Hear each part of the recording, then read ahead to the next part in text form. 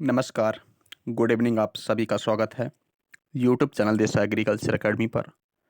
आज की वीडियो बहुत ज़्यादा इम्पोर्टेंट आप सभी के लिए।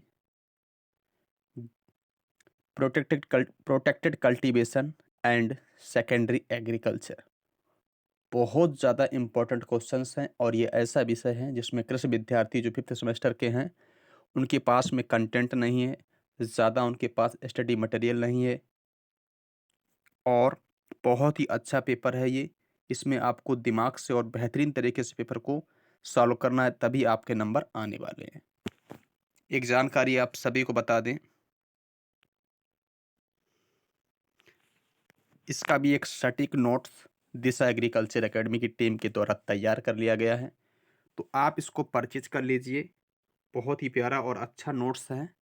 Exam oriented content, exam oriented questions को इसमें कवर किया गया है। बता दें आप सभी को कि 9005520042 पे आपको क्या करना, पेमेंट करना है। आफ्टर पेमेंट स्क्रीनशॉट आपको भेजना है 8115425521 पे और इसका प्राइस 30 रुपये है। ठीक है ना, 30 रुपये है। 25% डिस्काउंट के साथ ये कोर्स आपको दिया जा रहा है, तो बहुत बेहतरीन ये नोट्स है, इसे आप परचेज कर लेना। कोई भी क्वेरी जानकारी के लिए आप 8115425521 पे कॉल भी कर सकते हैं।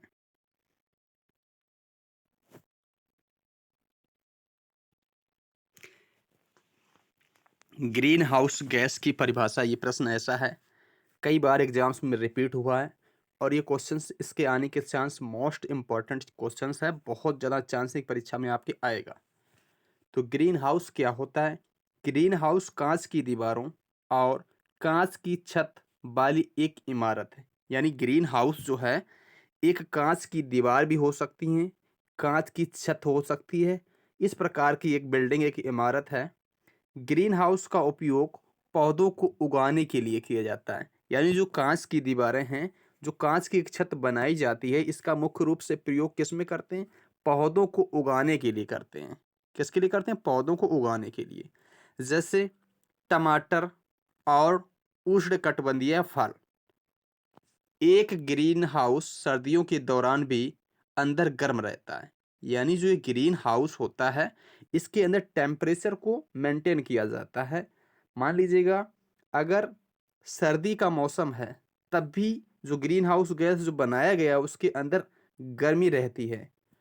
दिन के समय सूरज की रोशनी ग्रीन हाउस में आती है। जब दिन होता है तो कांच की छत हो चाहे दीवार हो, लेकिन पारदर्शी होती कांच, तो जो सूर्य की रोशनी होती है वो अंदर आती रहती है और पौधों को अंदर गर्म करती है। जो प्लांट्स हैं उसको एक मेंटेन एनवायरनमेंट प्रोवाइड कराने का काम करती हैं। तो इसी को क्या बोलते हैं? इसको बोलते हैं ग्रीन हाउस। इसको क्या बोलेंगे? Green house. ये काफी इंपॉर्टेंट है और अक्सर एग्जाम में प्रश्न आता है। ठीक है, चलिए। जो ग्रीन हाउस गैसेस हैं, ग्रीन हाउस गैस का एक और भी नाम होता है, जिसको किस नाम से जानते हैं? Carbon dioxide.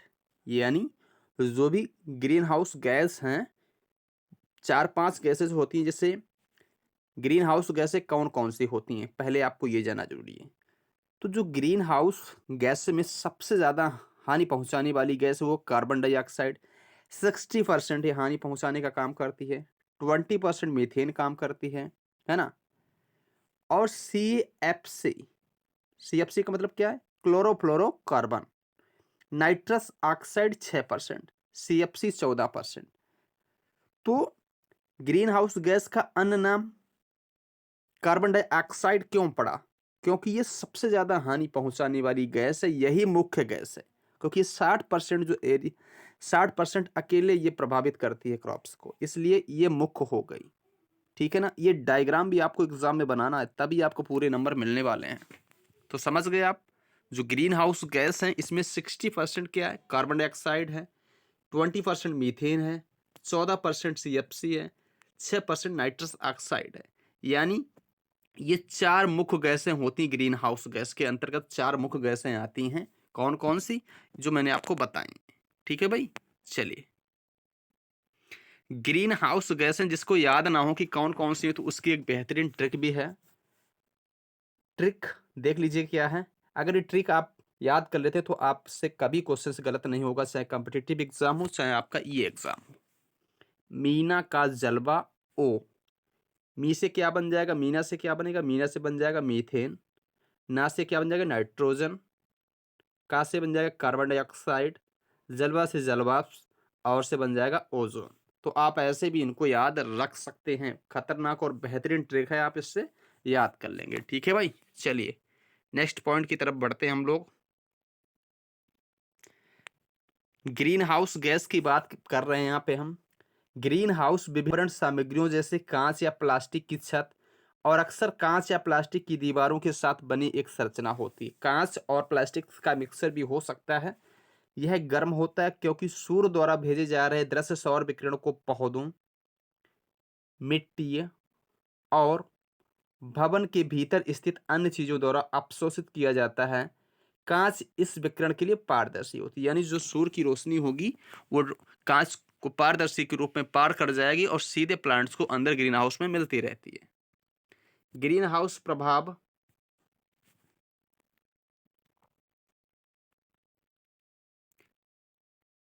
ग्रीन हाउस प्रभाव एक प्राकृतिक प्रोसेस है जिसके द्वारा किसी ग्रह या उपग्रह के वातावरण में मौजूद कुछ गैसें वातावरण के तापमान को अपेक्षाकृत अधिक गर्म बनाने में मदद करती हैं। तो अभी मैंने आपको बताया कार्बन डाइऑक्साइड है, जलवाष्प है, मीथेन, ये सारी गैसें ग्रीन हाउस गैस के लिए जिम्मेदार मानी जाती हैं। अब हम नेक्स्ट पॉइंट की तरफ बढ़ेंगे। ये क्वेश्चंस भी काफी इंपॉर्टेंट है और एग्जाम में सीधे प्रश्न एक बार पूछा गया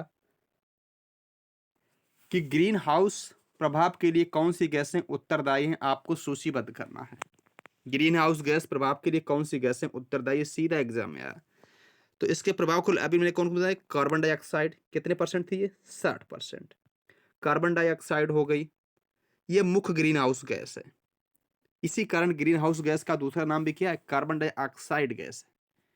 इसके बाद में मीथेन आ जाएगी, नाइट्रस ऑक्साइड आ जाएगी, ओजोन आ जाएगी, जलवाष्प आ जाएगी, क्लोरोफ्लोरोकार्बन आ जाएगी। ये मुख्य गैसें होती हैं, ठीक है ना, जो कि ग्रीन हाउस गैस के प्रभाव के लिए उत्तरदायी गैसें होती हैं। कई बार एग्जाम्स में क्वेश्चन आया, फिर भी आएगा, लिख लीजिएगा। मोस्ट इंपॉर्टेंट क्वेश्चन है, मोस्ट इंपॉर्टेंट क्वेश्चन है। इसे आप जो है बेहतरीन तरीके से अच्छे से पढ़ना, 2-3 बार वीडियो फुल वॉच करना, ठीक है। बता दें आप सभी के लिए, Disha agriculture academy BSc AG 5th semester का व्हाट्सएप ग्रुप का लिंक डिस्क्रिप्शन में दिया गया है। लिंक पर क्लिक करके आप जो है ग्रुप ज्वाइन कर लीजिए। बहुत ज़्यादा इन्फॉर्मेटिव वहाँ पे वीडियो आपको टाइम टू टाइम मिलते रहते हैं।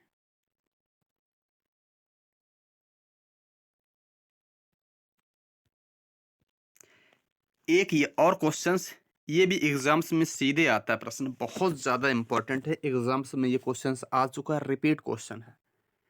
फॉग कूलिंग क्या होता है, धुंध शीतन, यानी जो फॉग कूलिंग है ये क्या होता है। तो इसकी डेफिनेशन क्या बन सकती है, जब कोहरे का धुएं के साथ मिश्रण होता है। यानी फॉग किसको बोलोगे आप, फॉग आप किसको बोलोगे, तो फॉग में क्या होगा, कोहरा प्लस धुआं। जब कोहरे के साथ में धुआं का मिश्रण हो जाता है तो इसी को क्या बोलते हैं, स्मॉग यानी फॉग बोलेंगे। कोहरे के साथ में धुआं, तब क्या होगा, फॉग यानी स्मॉग, फॉग बन जाएगा, ठीक है ना, स्मॉग या फिर फॉग बन जाएगा। कुआसा या धुंध भी एक तरह का कोहरा ही होता है।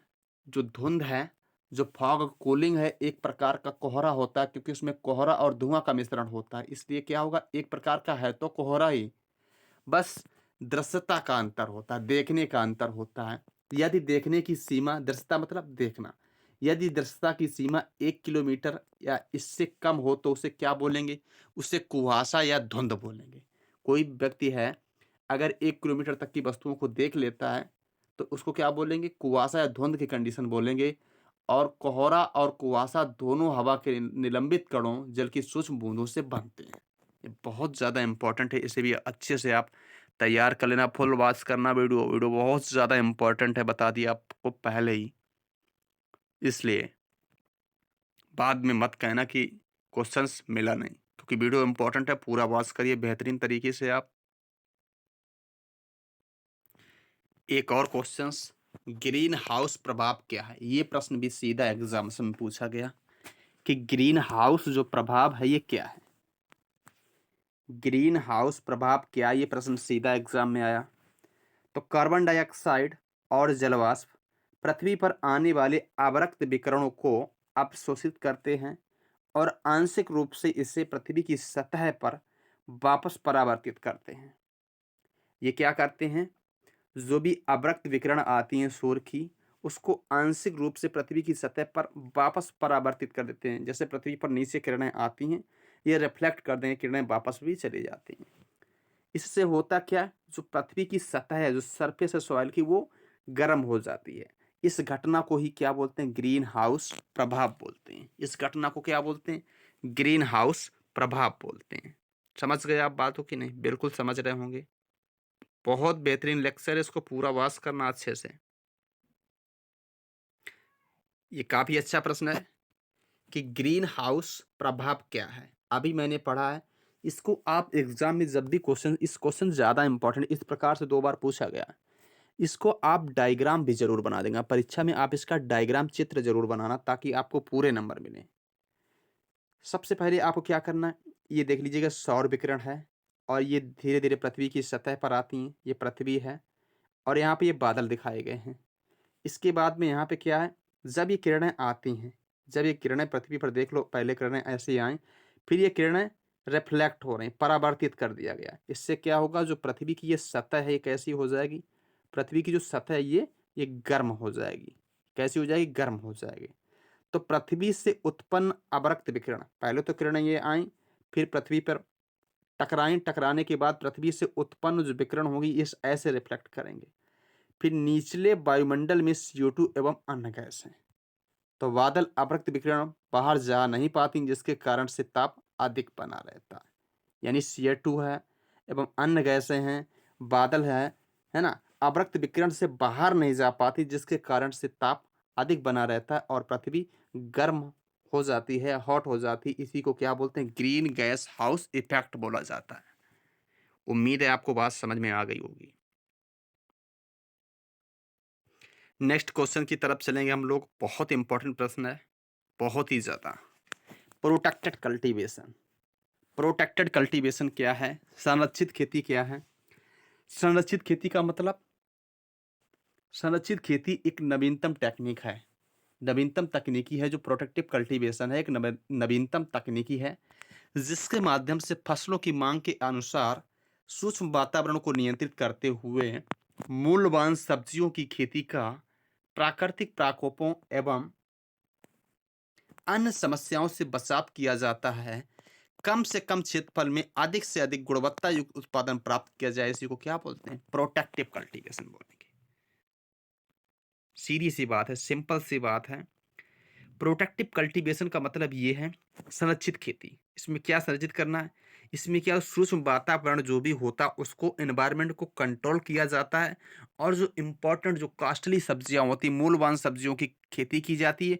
और जो प्राकृतिक प्रकोप होते हैं, आपदा है कोई, है ना, विभिन्न प्रकार की कोई डिजीजेज हैं, इनसे बचाव के करके जो है गुणवत्ता युक्त एक बेस्ट क्वालिटी कंटेंट का उत्पादन करना ही क्या कहलाएगा?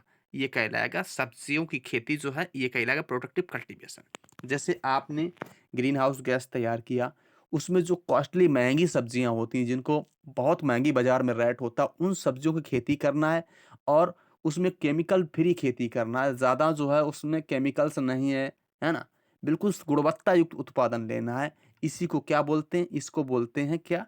Protective cultivation. इसमें क्या होता है कि ग्रीन हाउस में एक वातावरण, जो इन्वायरमेंट सब्जियों के फेवरेबल फेवरेबल होता है, उसको वहाँ पे अनुकूलित किया जाता है और मौसम के विपरीत खेती की जाती है, सीजन पे नहीं की जाती। मतलब यहाँ पे हर एक सब्जी को उगाया जा सकता है। समझ पा रहे हो कि नहीं? बिल्कुल। आज की क्लास का एक और बेहतरीन question, equivalent moisture content, EMC। यानी EMC का मतलब क्या? इक्विवेलेंट मॉइस्चर कंटेंट, यानी संतुलन नमी सामग्री। संतुलन नमी सामग्री। सो गाइस, जो संतुलन नमी सामग्री ये होता क्या है, बेसिकली है क्या, ये जानेंगे हम लोग। हवा की नमी के साथ में संतुलन की स्थिति लकड़ी में लगभग 15% नमी के बराबर होती है। क्या समझे आप? हवा की नमी के साथ, हवा की मॉइस्चर के साथ में संतुलन की स्थिति लकड़ी में लगभग 15% नमी के बराबर होती है, जिस स्तर पर लकड़ी हवा के संपर्क में आने पर ना तो नमी लेती है और ना ही नमी खोती है। जैसे लकड़ी है ना? हवा के कांटेक्ट यानी संपर्क में आएगी तो वो ना तो नमी को धारण करेगी और ना ही उसमें जो नमी प्रेजेंट है उसको खोएगी। यानी बैलेंस बना रहता है नमी का। ना तो नमी को खोएगी, ना ही तो नमी का लॉस होगा, ना ही वो नमी लेगी। नमी का स्थिर रहता है, नमी का बैलेंस रहता है। इसी कंडीशंस को क्या बोलते हैं? संतुलन नमी सामग्री। संतुलन का मतलब नमी सामग्री संतुलित रहेगी, ना कम होगी ना ज्यादा होगी। तो इसी को क्या बोलते हैं? इसको बोलते हैं equivalent moisture content. I hope आपको वीडियो पसंद आई होगी। अगेन आप सभी से बोलना चाहूंगा कि आप लोग बिना देरी किए हुए ये नोट्स परचेज कर लीजिए। एग्जाम ओरिएंटेड पिछली परीक्षा में आए हुए क्वेश्चंस को इसमें कवर किया गया है। प्राइस घटा दिया गया है, बहुत कम प्राइस कर दिया गया है। केवल टाइपिंग का खर्चा आपसे लिया जा रहा है, ज़्यादा पैसा नहीं लिया जा रहा है। इसलिए आप लोग लालच ना करिए और परचेज करिए। 9005520042 पे आप फ़ोन पे या गूगल पे के थ्रू पेमेंट करेंगे। पेमेंट का स्क्रीनशॉट लेने के बाद में आप 8115425521 पे आप सेंड कर देंगे। फिर आपको कंटेंट मिल जाएगा। व्हाट्सएप ग्रुप का लिंक डिस्क्रिप्शन में दिया गया, ज्वाइन कर लीजिए। थैंक यू भाई, मिलते हैं नेक्स्ट वीडियो में।